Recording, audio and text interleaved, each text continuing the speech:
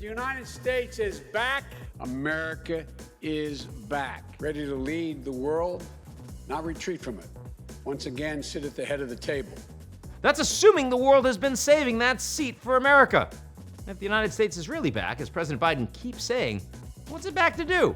That was one of the biggest questions at the G7 summit in the United Kingdom last weekend, the first stop on the first trip abroad of Biden's presidency.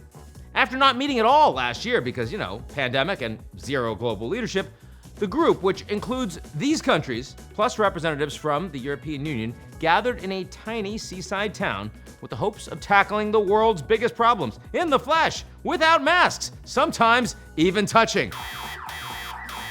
And right now, what's the world's biggest problem, you ask? Well, look no further than one of the hotels that hosted a G7 delegation. This should tell you pretty much everything you need to know.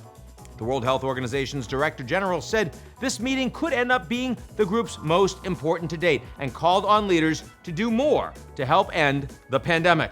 And they've listened a little. G7 countries pledged to donate 1 billion doses of the vaccine to COVAX, 500 million of those coming from the United States. But UN Secretary General Antonio Guterres says this is not enough and called for a more detailed plan from the world's most developed economies.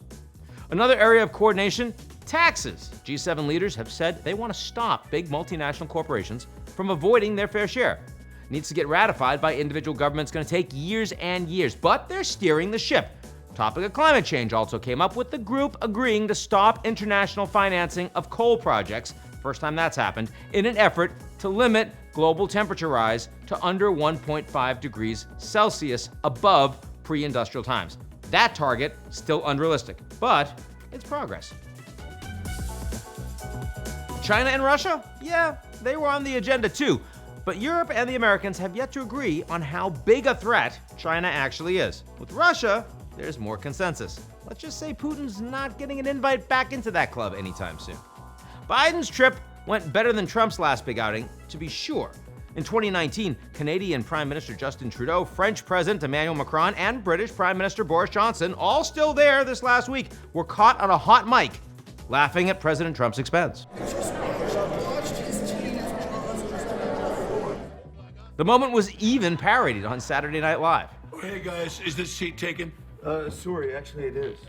Yes, we would love to see you talk and chew at the same time, but we promise to see to a friend. While improving ties with allies is a priority for Biden, restoring the world's faith in American values is a heavier lift. Can the United States reclaim that seat at the head of the table that Biden talked about? Or is it good enough to be just invited to the party?